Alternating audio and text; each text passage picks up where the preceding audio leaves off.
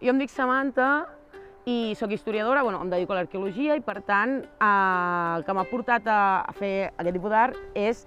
voler que la gent reflexioni entorn de com canvia el paisatge del nostre voltant i com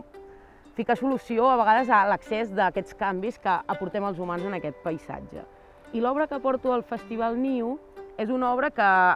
reflexiona entorn a això i sobretot en els camins.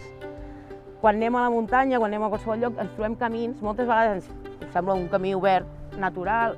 però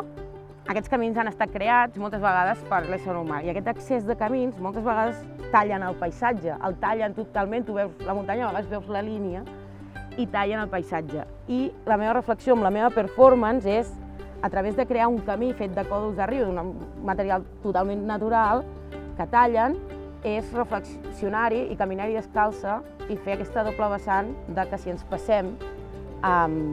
transformant aquest paisatge que tenim avui en dia més o menys natural,